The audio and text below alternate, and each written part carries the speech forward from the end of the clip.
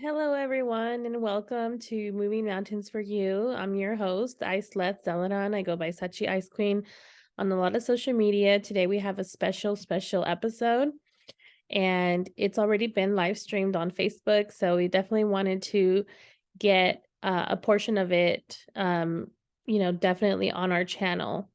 And so we're going to leave the link where you can see the rest of it.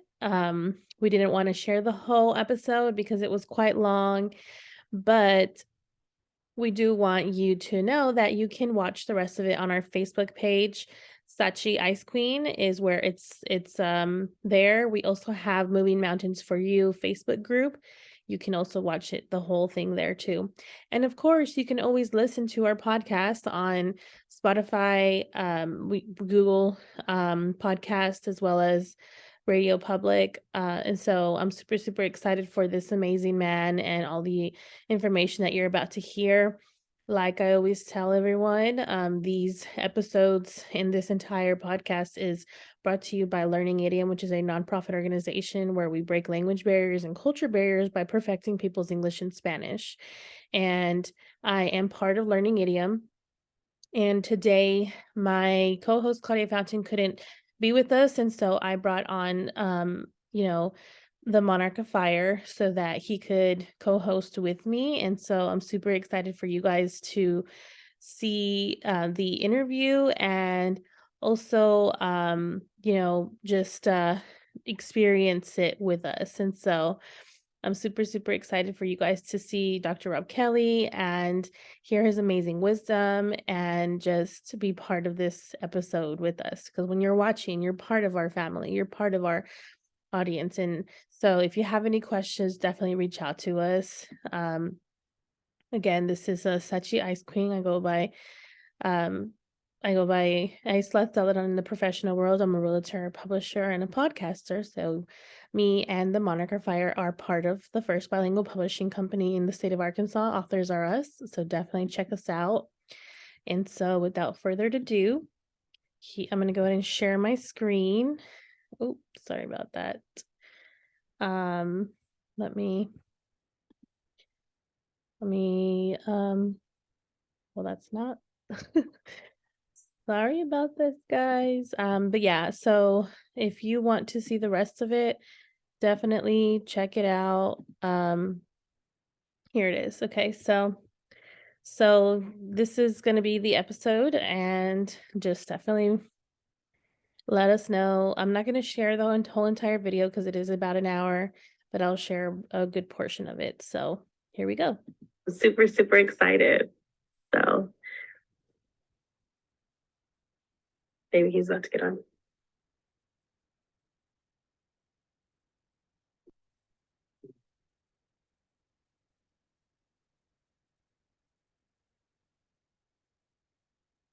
Hello. What's up, guys? How we doing? Hello. Hi, can you hear me? Yeah, I can hear you now. How you doing, guys? Good? Doing Good. well. How's your morning been? Successful.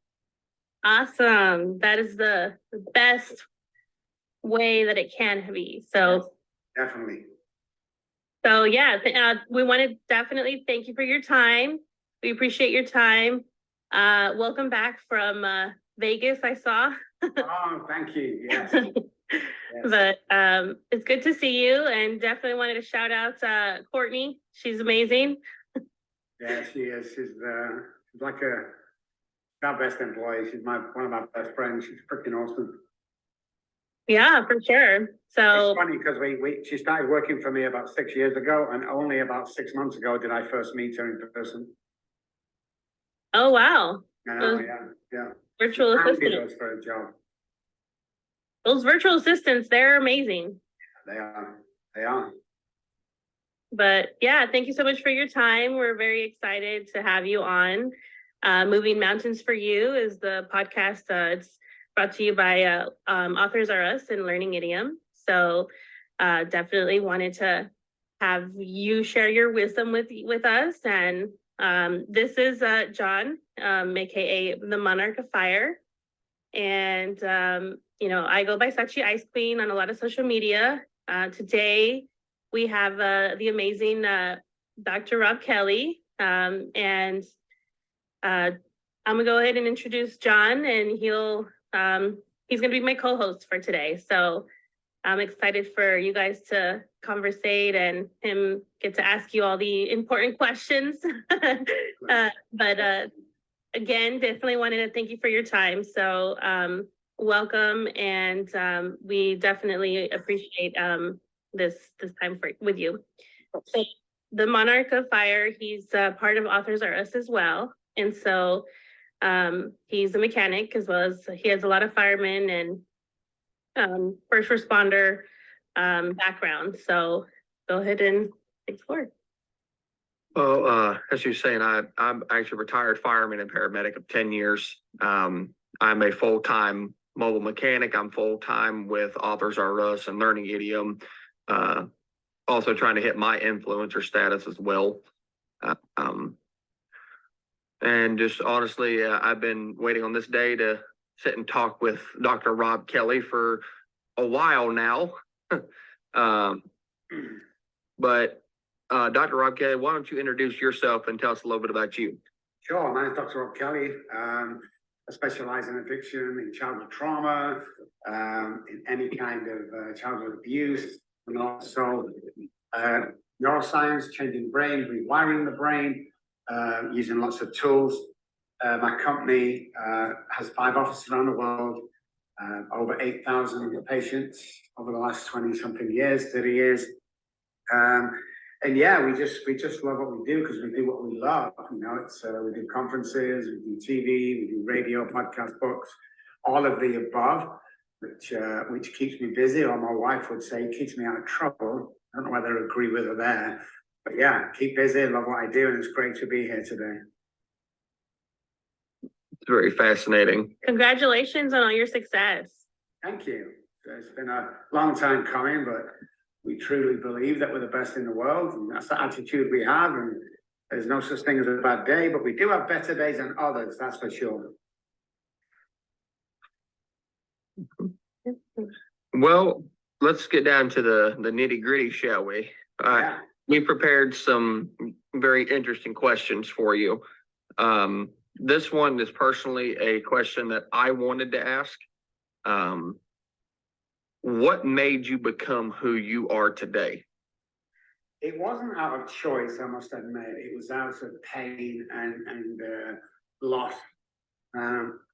Because of my alcoholism, I lost everything: houses, wives, car, kids, holiday homes, license to practice, all that great stuff back in England. And I lived on the streets for 14 months. I died twice on those streets, and they brought me back, and I attempted another 5 times of suicide, and it didn't work for whatever reason. So I drank myself to death on several occasions, and they brought me back, like I said. So I thought, if I ever get off the streets of Manchester, back in the UK, that I'd spend the rest of my life helping people, because people didn't know what alcoholism was. People definitely didn't know about childhood trauma. Some people still don't know, some therapists and coaches out there, to the intensity of what it actually is. So I was kind of forced in. Went to college, got my PhD, went to another college only 8 years ago, got a second PhD in behavioral science. So a whole PhD is in psychology and behavioral science. And we've always been trying to find out more information about the brain and the central nervous system and childhood trauma pertaining to not only alcoholics, but everyday people. You know, a lot of us operate around 45 to 60% of our capability. I think we're good enough, tall enough, thin enough, or blonde enough kind of thing, including me at one point. So I wanted to change the addiction world, period. And I wanted to leave a stamp on it, and I wanted to bring in the neuroscience that's lacking, especially the understanding of what neuroscience is around what we're doing. And that's why we're very successful. We have a 97% success rate. So not pushed in, but kind of pushed in because of my own experiences. What's really cool is I have 2 daughters, around ages 1 and 3. The authorities took them children off me, and my wife collects them because I was an unfit father. Never seen my 1-year-old since, and she's now 30, 31, 32 maybe. But my eldest daughter, that was 3 years older at the time, only 4 years ago did she get in contact with me. And she's now my lead therapist in my Manchester, UK office. Wow. That is interesting. That's amazing how God can use something like that and still bring you together and be able to work with your family. That's amazing. Well, my journey from where I was to homelessness to where I am today is humanly impossible. I had to have God's help. It's humanly impossible. How do you go from homeless, living on streets, begging for money, stealing alcohol, hurting people to steal the wallet to buy the alcohol, to one of the most prestigious and most educated addiction doctors around? Never mind the salary, I'm not going to get into that. Me with only a PhD probably is probably the highest paid doctor in Texas right now, which is a miracle, absolute miracle. But I love helping people and love getting people well and families. Was there a time you couldn't help out one of your clients, whether it had been just a normal everyday client, a celebrity, just anyone? And what did you do to fix it? I got a call, 14 years ago, 15 maybe, to go and help Britney Spears. So we actually closed down a place called Campese's restaurant. You can Google this, guys. And we waited, and she's supposed to finish the concert at 9:30, 10 o'clock, and meet us at 10:30 at Campese's restaurant. And when she turned up at 12 o'clock, she was drunk. And I got up and left, and her father stepped up, Jamie, with the bodyguard, and says, "You don't understand, Dr. Robb, I need you to work with her." And I said, "She's not ready." And he turned around, he was writing something, he turned around and he offered me $1 million check to work with her. And I turned it down, couldn't do it, I couldn't get her well, I knew that. Next day she was in the papers shaving all her head and crazy stuff like that. But yeah, there are a few people I can't help. They're just not ready to do this, and we won't charge money to work with people if we can't guarantee their success around getting over the childhood trauma or addiction. Everybody has an addiction. Everybody has childhood trauma. But yeah, that's one, I think. And then just several patients that weren't ready when they came, and parents were, again, checking out big checkbooks and write anything you want. I've often had parents say, "Write your own check. I don't care what it is, 7 figures, 8 figures, 9, I don't care what it is. You need to get my son well." And the answer's always been the same: "I can't. It's not ready. I'm not going to do it." So God has blessed me for that. Whatever I think that's probably why you have such a high success rate. It's exactly why. It's exactly why, because I'm not going to take on somebody for the sake of the money, so I can buy a new car and everything, and my success rate goes down to some treatment centers, 3 to 5%. We're not about that. We're about saving lives and bringing families back together again. Am I the richest guy in the world? No. Could I have been? Probably. I'm joking about this, but probably if I took everybody that offered me money. But I pride myself on our percentage rate, and I pride myself. Everybody needs money. I run a company. My average payout bill to everybody at the end of every month is about $60,000 every month before I can even eat. That's paying out wages and stuff like that. But hey, listen, I'm eating. I live in a nice house. I drive a crazy car. I'm living the life beyond my wildest dreams. So God takes care of me. That is pretty inspiring. This is a question that I just came around to, and I believe some of our viewers would like a bit of an interesting take from you on this. So I mean, it is well known you have worked with a lot of interesting celebrities. What was it like working with people like Eminem and Tom Cruise and Robert Downey Jr.? I didn't actually work with Tom Cruise. I was on a podcast with him. But it's like all celebrities that come. You have to bring them down to earth. You are here now, and Eddie Van Halen was the guys I mentioned told me I could mention when I'm speaking to somebody who's talking about alcoholism. So I'm saying this because I got permission, guys, to say this. But Eddie Van Halen, I met him at the airport. He was in a mess, and I didn't know who he was. I'd just been in the country for like 3 months, 4 months, and he came up to me and he said, "Dr. Robb," and I said, "Yeah." He said, "I'm Eddie Van Halen. Do you not recognize me?" And I said, "Okay, let's cut this shit. I don't give a damn who you are. I don't care what you've done. When you're in my care, you'll do as you're told. Otherwise, you can leave right now." He went quiet straight away. We took him to the car, to the airport, to the helicopter, to our ranch, and we dealt with him, and he became an amazing person. But we don't care what you are, who you are, how much money you've got. You either do what we tell you to do, or we will fire you, or you will leave. It doesn't make any difference to me. And I get kind of cold at that. It's like, I don't give a crap whether you work with me or not. I really don't care. But when you do come on and sign up, then I care. If you come in because you're somebody famous, think you can impress me, it's not going to happen.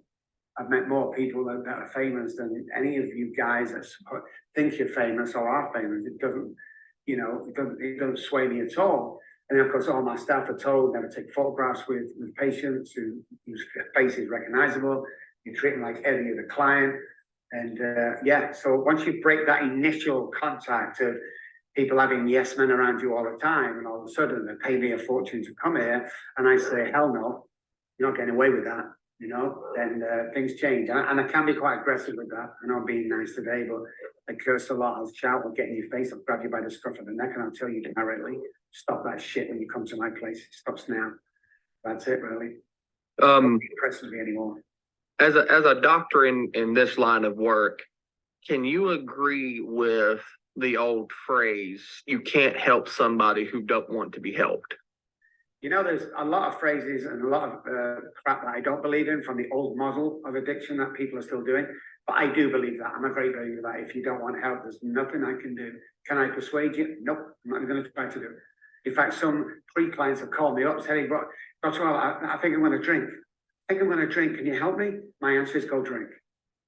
Go drink. Go take the drugs. They're making a difference. I don't care.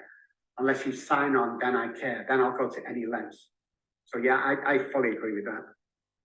So yeah, I'm glad to meet someone that's so like-minded, and especially someone as well-respected as yourself.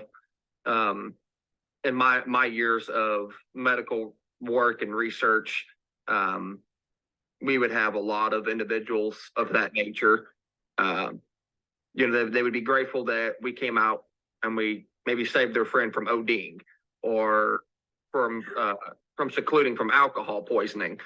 But then we get a phone call another week, same stuff's going on again. And so, I like knowing the fact that there are people like you out there that are trying to help others. But again, we come back to that phrase, you can't help someone who does not want to be helped. Exactly. And so it's a bit contradicting in this day and time. A lot of people they want help, but they don't want help. I think today a lot of people are pushed into this alcoholic drug world because of childhood trauma, and some people like it there, and some people want to get out there. So I liked it. When I was on the streets, I got to be honest with you guys, when I was on the streets, I got very comfortable there because I had no responsibilities. So Complacency. People were me at the beginning. But I'm adamant, very aggressive. You either want this or you don't, and if you don't want it, go away. Go away. Booking a treatment center, go to the seaside. I don't care, but go away from me. Get away from me. And people say all the time, so you've given up on him. The answer is no, he's given up on himself. What do you want me to do? Take him in, play with him, have a session or two, charge you 50 grand a month and everything's good. If your son, daughter, wife, or husband doesn't stop drinking, then they're going to freaking die. Do you understand that, parents? Or do you understand that, Mr. Alcoholic? You're going to die. So your choice. I think it's very important that we tell her. And treatment centers, stop taking people in time and time again and charging them for it. Shame on you for doing that. Everybody can recover given the right circumstances and understanding of the disease and how it works. When I say things like alcoholics are born and drug addicts are made, freaks people out. But that's what the neuroscience tells us. Alcoholism is generational. It's a predisposition that's passed down from generation to generation. And when you drink on that generation, not everybody in the family, but I'm the only one of our family, sister and brother. When I do drink, all bets are off. It's a ticking time clock. Alcoholics don't have a choice. Once they cross the threshold, the hypothalamus part of the brain tells the alcoholic to drink alcohol, and it tells other people to drink water and eat food to survive. When we get to that point, there's a huge difference between the chronic alcoholic and the Friday night, drunk. One needs to go to jail for the night, the other one needs to go to hospital for the night. But We have so many people suffering out there that if I was running the world, look, you either get it or you don't. You know, if we have to come out with you, several times in a row, giving you Narcan to come back again, and you don't want help, we need to stick them in at least a section then in a psychiatric ward for at least a month until we give them a chance to do it, because it's going round and round and round. So there's the controversial question around that: is you as a paramedic, firefighter, me even, are we enabling these guys, or are we helping them? Because how much of your time in the past is spent going after these guys who's overdosed again, Narcan, in the thing, back to the hospital? It's an hour of your time that somebody could be dying, you know, and we're doing this, and it sounds harsh, and some people are going to disagree. Again, I don't give a shit whether you disagree or not. I've been in the industry for 30 odd years, you haven't. I've got all the knowledge, you haven't. I've been there as an alcoholic, you haven't. Unless you've been through all this, then you can understand a statement like that. It's when these rooms come out, you know, the injection rooms at hospital practices, where you go in and inject. I was all for it. I went on national TV and told everyone. People were flying against me, sending messages. The thing is, and it goes back to your original question, is first of all, if you don't want help, you don't want help. But why don't we get addicts to inject themselves in a safe area rather than on the streets where needles can be found, you know, and they could die on the streets? Bring them into a safe area. Have some sort of counselor there. And out of 100 people, if one of them says help, then you've done your job. That's a very... All right, y'all. So if you want to watch the rest of it, you're gonna have to watch on our Facebook page. There is like 30 more minutes of it, and so definitely wanted to give you guys a little portion, a little sneak peek as to our interview with Dr. Robb Kelly. You know, you got to see the Monarch of Fire ask him, you know, really, really personal questions, and you know, see that how raw he was being with us and how real and down to earth he was, regardless of the fact that he's worked with celebrities like Eminem and Robert Downey Jr. and, you know, got called for, you know, Britney Spears. Like, to me, that's insane to know that he's such a humble man and he is changing the world, especially in the area of people who have addictions. And so I'm going to leave his information below, so you can definitely reach out to him if you are wanting his services. And be on the lookout for us on his podcast, because we're going to be on his podcast as well. So this is Iceless Zeladon, aka Sachi Ice Queen, and you're listening to Moving Mountains for You. So thank you so much for being part of our bilingual community. Reach out to us for whichever services that you're wanting from us, and we hope to hear from you soon. Take care, God bless, and peace be with you. Bye, everyone.